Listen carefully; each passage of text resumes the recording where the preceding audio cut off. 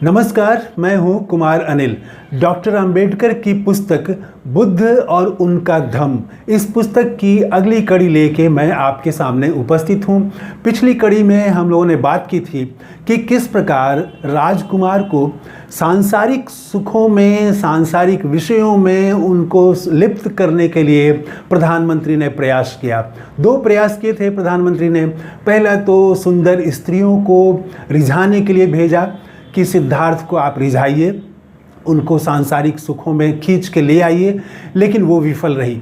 उसके बाद खुद प्रधानमंत्री ने तर्क दिया था, बहुत भारी भारी तर्क दिया था, और उन्होंने बहुत सारे महान ऋषियों के उदाहरण दिए थे कि ये ऋषि भी तो सांसारिक सुख को, काम सुख को महान मानते थे, बड़ा मानते थे, और ये उन्होंने सुख भोगा था, तो आप क्यों नहीं कर सकते हैं। और उन्होंने उदाहरण दिए थे, अगस्त ऋषि का दिया था, बृहस्पति का दिया था, पराशर मुनि का दिया था, वशिष्ठ का दिया था, राजर्षि ययाति का दिया था, इंद्र का भी दिया था। इतने सारे उदाहरण दिए थे कि किसने कब और क्यों सांसारिक सुखों का लाभ लिया, सांसारिक सुख में लिप्त हुए, लेकिन इसका असर नहीं पड़ा। और तब आज हम बात करेंगे कि राजकुमार ने, सिद्धार्थ ने क्या जवाब दिया। तो आइए हम बुद्ध को नमस्कार करते हुए, डॉक्टर अंबेडकर को नमस्कार करते हुए अपनी बात शुरू करते हैं। तो अब डॉक्टर अंबेडकर लिखते हैं, अपनी पुस्तक में लिखते हैं कि मेघ गर्जन की तरह दहाड़ करते हुए राजकुमार ने उत्तर दिया, सिद्धार्थ ने उत्तर दिया, और वो उत्तर दिया कि ये प्रेम भाव प्रकट करने वाला जो आपने जो भी समझाया है, प्रधानमंत्री को कहा कि ये आपके योग्य तो हो सकता है, ये मेरे योग्य नहीं है, आपने मुझे समझने में गलती की है। और इसके बाद वो 8 बिंदुओं की चर्चा उस पुस्तक में अंबेडकर ने की है कि 8 तरह से सिद्धार्थ ने प्रधानमंत्री के तर्क को और प्रयासों को काट के रख दिया। तो वो 8 तर्क क्या हैं जो सिद्धार्थ ने दिए थे। बुद्ध होने से पहले सिद्धार्थ उनका नाम था, तो सिद्धार्थ ने क्या 8 तर्क दिए थे, वो एक एक करके मैं आपको बताता हूँ। सबसे पहले तो उन्होंने कहा, सिद्धार्थ ने, राजकुमार ने कहा कि मैं सांसारिक सुखों का तिरस्कार नहीं करता, तो उसको अपमानित नहीं करता हूँ, तिरस्कार नहीं करता उसका, और सब पूरी दुनिया तो इसी में लिप्त है, लेकिन मैं जानता हूँ कि संसार जो है अनित्य है, और इसका सुख जो है वो भी अनित्य है। तो इसमें मैं क्यों जाऊँ, जब ये अनित्य है, ये अस्थाई नहीं है, ये परमानेंट नहीं है, ये कुछ क्षण का ही है, तो इसमें मैं क्यों जाऊँ। पहला तो उन्होंने ये कहा। फिर उन्होंने कहा कि यदि स्त्रियों की सुंदरता अस्थाई भी हो जाए, हमेशा वही जो उनकी आज सुंदरता है वही सुंदरता, बुढ़ापा आए ही नहीं, चमड़ी जो है वो ढीला ही कभी ना हो, तो भी इच्छा के सुख का आनंद लेना ये कोई बुद्धिमानी नहीं है। अपने इच्छाओं के अधीन हो जाना, सांसारिक सुख की इच्छा, तो इस इच्छा के अधीन हो जाना कि ये हमको पाना है, कोई सपने के अधीन हो जाना, जंजीर में जकड़ जाना, अपनी इच्छाओं के जंजीर में ही जकड़ जाना, ये भी बुद्धिमान व्यक्ति के लिए अच्छा नहीं है। तो ये दूसरा जवाब दिया उन्होंने। फिर उन्होंने तीसरी बात कही, प्रधानमंत्री ने यह भी कहा था कि अगर आप इन स्त्रियों से, पहले तो स्त्रियों को भेजा था रिझाने के लिए, तो अगर आप इन स्त्रियों से प्रेम नहीं कर सकते हैं तो कम से कम दिखावे के लिए ही इनके साथ हंसिए, बोलिए। इसका जवाब राजकुमार ने दिया कि ये जो आपने कहा है कि ऊपरी मन से भी स्त्रियों से आप संबंध बना लें, उनके साथ अच्छे से हंसे बोलें, तो कहा कि ये तो और भी गड़बड़ है। ये तो ऊपरी मन से मनाने का, जिसमें हमारा मन ही नहीं लग रहा है, उसको हम जो है प्रेम भाव दिखाएं, ये तो और भी गड़बड़ है। तो इसको भी उन्होंने खारिज किया। और फिर उन्होंने कहा कि जिन महान ऋषि मुनियों के बारे में, महान इन्वर्टेड कोमा में आप रख सकते हैं, हालांकि आम्बेडकर ने इन्वर्टेड कोमा नहीं लगाया है, तो जिन महान लोगों के बारे में आपने बताया है वो विषयों के अधीन थे, सांसारिक सुख के लिए वो उन्होंने ऐसा किया, तो ये कोई प्रमाण नहीं हो सकते हैं।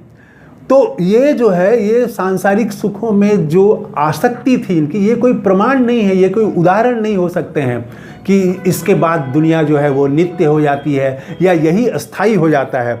यदि वहाँ सत्य नहीं है तो और इसके बाद उन्होंने कहा कि जब वो ये महान व्यक्ति जो है वो कुछ समय के लिए गए, ऐसा किया, तो उसके बाद उन्होंने कहा कि जहाँ क्षय है वहाँ सांसारिक विषयों में आसक्ति है। तो ये तो क्षय हो रहा है ना, आप तो कोई भी चीज़ नित्य नहीं है, वो हर चीज़ क्षय कर रही है। बचपन है तो वो भी जो है बचपन भी ख़त्म हो रहा है, फिर यौवन आता है, यौवन भी ख़त्म होता है, तो यौवन के बाद बुढ़ापा, फिर एक दिन बुढ़ापा भी ख़त्म हो जाता है। तो हर चीज़ संसार में अनित्य है, क्षय कर रही है, तो धीरे धीरे ख़त्म हो रही है। तो यहाँ सांसारिक विषयों में आसक्ति जो है, तो ये जो आप करते हैं इसका क्या मतलब है? तो ये उसके बाद उन्होंने कहा कि यदि वहाँ सत्य नहीं है, यदि ये पूरा सब कुछ जो है वो सत्य नहीं है, तो फिर स्त्रियों से आसक्ति क्यों करें? इच्छाओं का, स्त्रियों की आकांक्षा जो है, एक स्त्रियों की इच्छा है, उसका अनुपालन हम क्यों करें अगर ये सब चीज़ अनित्य है तो?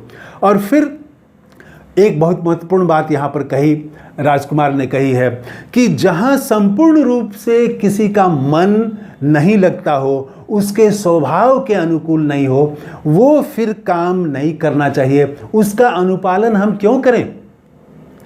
आमतौर से हम लोग देखेंगे कि राजनीतिक दल के कार्यकर्ताओं से आप मिलें तो वो पार्टी से असंतुष्ट हैं, पार्टी की नीति से असंतुष्ट हैं, पार्टी के सिद्धांत से असंतुष्ट हैं, लेकिन फिर भी पार्टी में हैं। तो ऐसे लोग के लिए ये वचन जो है, बुद्ध का वचन, बड़े काम का है कि अगर आपका मन नहीं है, आपका विचार नहीं है, आपका स्वभाव नहीं मिलता है और फिर आप वही काम कर रहे हैं, तो ये क्यों कर रहे हैं? वो काम आप छोड़ दीजिए। तो जो काम आपको सही लगे, उचित लगे और जो सही हो, उचित हो, वही आप काम करें। जिसमें मन ही नहीं लगे, जो आपके स्वभाव के अनुकूल ना हो, वो काम आपको नहीं करना चाहिए। तो ये उन्होंने कहा। उसके बाद में 7वें पॉइंट में वो कहते हैं कि यदि राग से वशीभूत प्राणी एक दूसरे को धोखा देते हैं, प्रेम में इतने वशीभूत हैं आप, और उसके बाद भी आप एक दूसरे को धोखा देते हैं, तो ये और भी गड़बड़ है। प्रधानमंत्री ने धोखा देने की ही बात की थी कि आप स्त्रियों को कम से कम प्रेम करते हुए दिखाइए। इसको उन्होंने कहा कि आप जो है ये जो राग में आसक्ति, आप प्रेम में आसक्ति है और प्रेम में आप धोखा दे रहे हैं, तो ये तो और भी गड़बड़ है। ये तो अगर धोखा देने वाली स्त्री पुरुष को धोखा दे रही है तो वो उसके योग्य नहीं है, और पुरुष अपनी स्त्री को धोखा दे रहा है तो वो उसके भी योग्य नहीं है। ये धोखा देना ठीक नहीं है। और फिर अंत में उन्होंने कहा कि आप मुझे कुपथ पर न ले जाएं। तो ये जब तर्क दिया तो प्रधानमंत्री के तो होश उड़ गए, उनके पास अब कोई जवाब नहीं था। प्रधानमंत्री को निरुत्तर कर दिया सिद्धार्थ ने। अब उसके बाद प्रधानमंत्री ने भी हार मान ली और उन्होंने शुद्धोधन को खबर भिजवा दी कि मैंने हथियार डाल दिया है, मुझसे सिद्धार्थ को समझाया जाना संभव नहीं है। ये जब प्रधानमंत्री ने स्वीकार कर लिया कि हम अब नहीं समझा सकते हैं, हार स्वीकार कर ली, तो शुद्धोधन की तो नींद उड़ गई। उनको नींद नहीं आई, वो बहुत परेशान हुए। उन्होंने फिर से विद्वानों की बैठक बुलाई और उसमें मंथन किया कि अब क्या उपाय हो। लेकिन जो 2 उपाय किए गए थे, स्त्रियों को भेजा गया था और उसके बाद में प्रधानमंत्री ने खुद तर्क जाके किया था सिद्धार्थ के साथ। इस 2 के अलावा कोई उपाय पूरे विद्वानों के मंथन से कुछ भी निकला नहीं। तो हार करके शुद्धोधन ने उन स्त्रियों को जो बाहर से बुलाया था, उन्होंने सुंदर स्त्रियों को अलग अलग देशों से बुलाया था, दूर दूर से बुलाया था, उन सारी स्त्रियों को शुद्धोधन ने, राजा ने वापस भेज दिया और उसके बाद वो चिंता में डूब गया।